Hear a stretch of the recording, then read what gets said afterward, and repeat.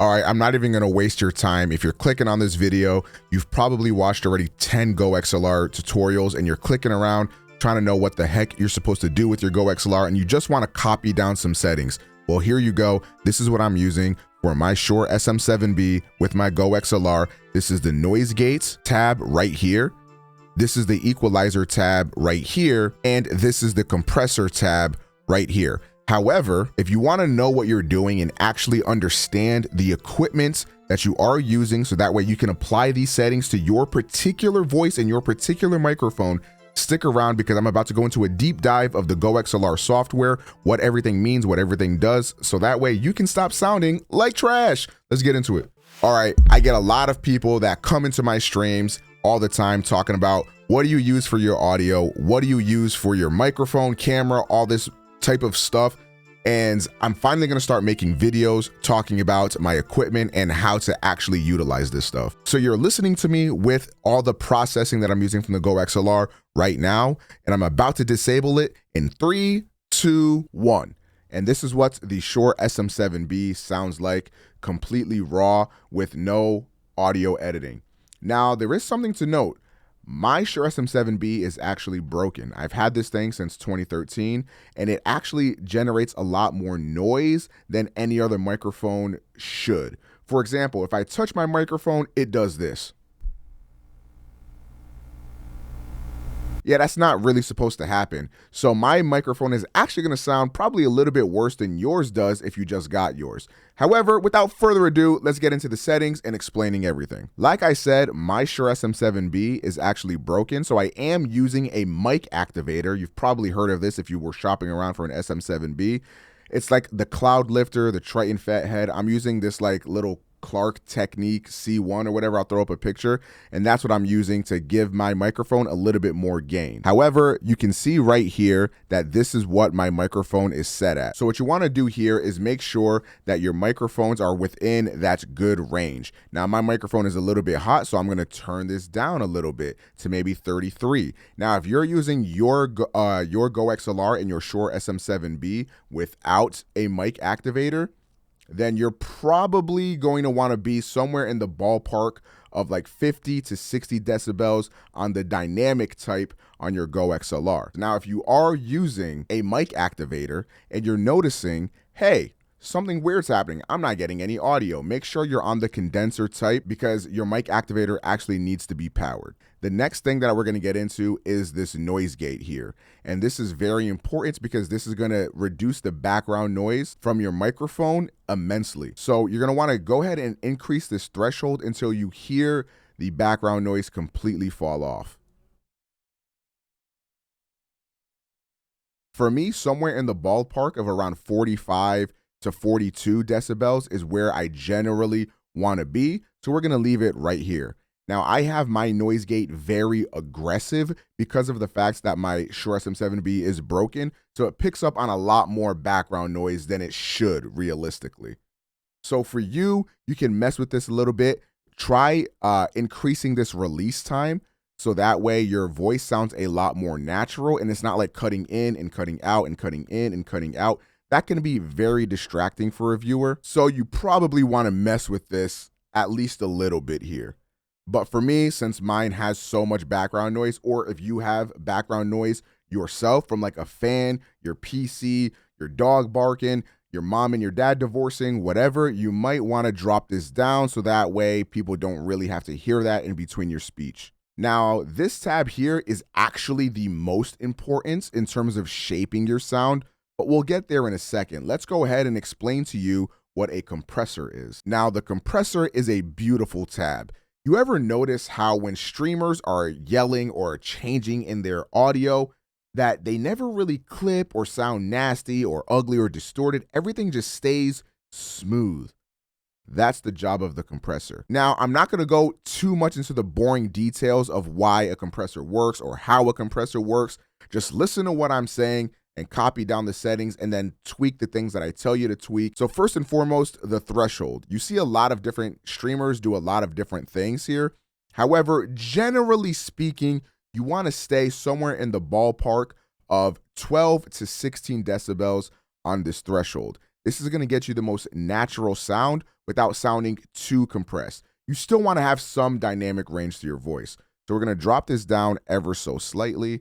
And as you can hear, as I drop this down, dude, what the hell? What happened to my audio? I sound quiet, champ. That's because that's the compressor doing its job. It's taking the peaks and squishing them down. But it also takes your quiet parts and pulls them up. So if you have too aggressive of a compressor, what you're going to notice is that if you have any mouth noises, or if you hit your desk, or any minute details you don't want to get picked up, those are going to get accentuated. That's why you don't want to have a compressor that's too aggressive. However, what do you do to make up for what you just did? You're quiet now. Whoa, what that is, that's makeup gain. You just apply this until your voice sounds back to normal. But how do you know what normal is? Omega, I don't know what I'm doing. Well, if you look into the OBS preview, you can see your little audio levels. Here, I'll show you. So if you look at your OBS and look at your mic input, you can see where your volume lies. Now, anywhere in this yellow range is gonna be good enough. However, I like my stream to be very loud, so that way people can always lower down their audio. But if they're using a very quiet system or whatever their case may be, sometimes you can't get any louder. As long as you're not all the way over here in this red and going way too crazy, it's honestly going to sound perfectly fine. But if you are a little bit more cautious of that, maybe stay in this yellow range and do what you got to do. And in order to fix that and to change how loud you are, you want to change this makeup gain, or maybe not go so crazy with the threshold, or maybe even compress it more. It's really up to you. If you want that really radio-y sound, you want to use a very thick compressor with a very fast attack and release.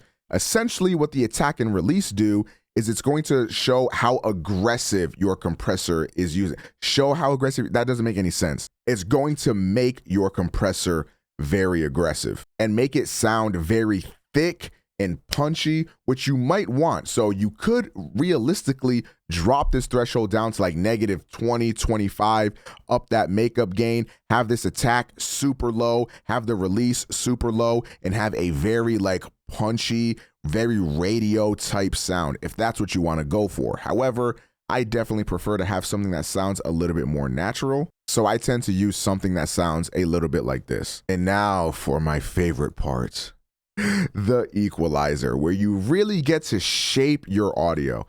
Now, if you don't know, the GoXLR actually has a feature to where you can enable fine tune and select specific frequencies.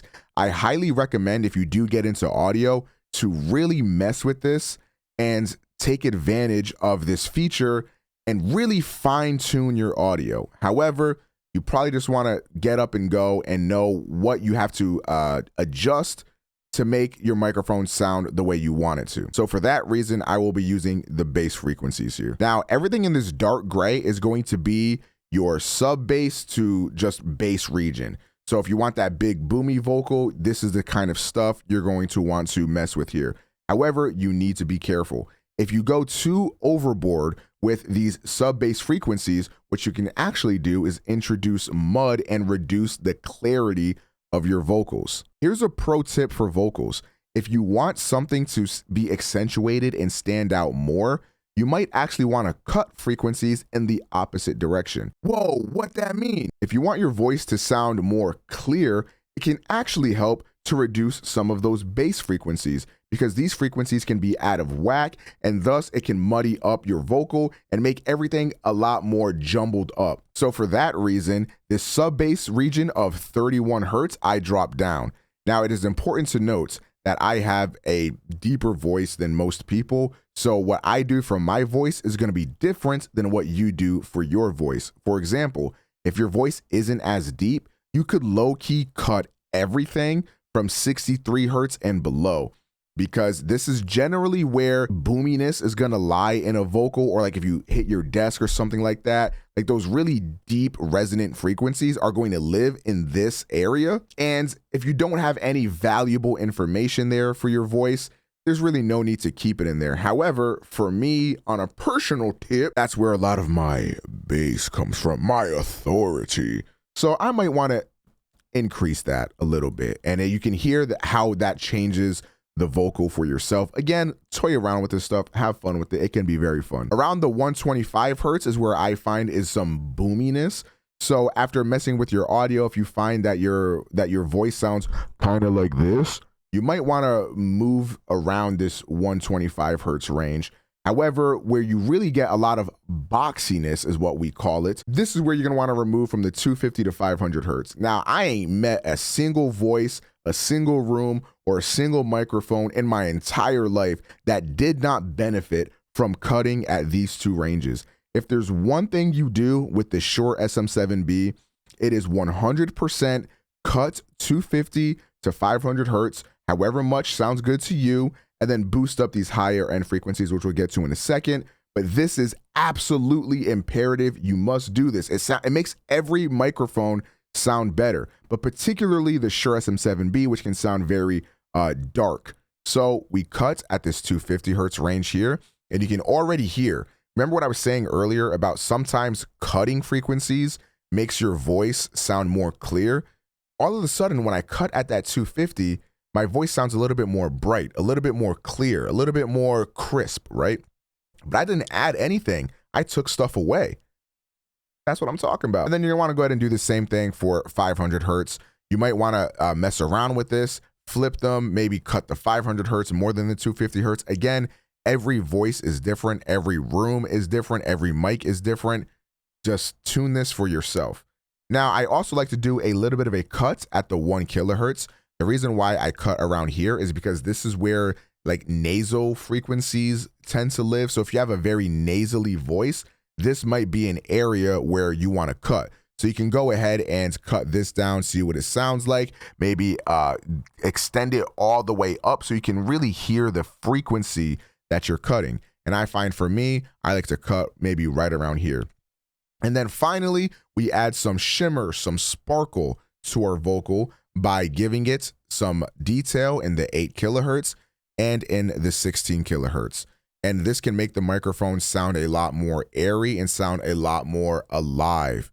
Whoa, that's like kind of cool for real. So yeah, these settings aren't perfect. Admittedly, I have not used my GoXLR EQ in a very long time since I've upgraded my audio interface since then, but you can hear for yourself that it can still sound very good. Especially with this microphone, increasing these higher ranges here can really help to bring out the clarity and the presence in your vocal. If you find that you sound muffled or you don't sound as clear as you might like, try increasing these upper frequencies here. So for a recap, generally speaking, these bass regions, you might want to boost up a little bit if you have a weaker voice.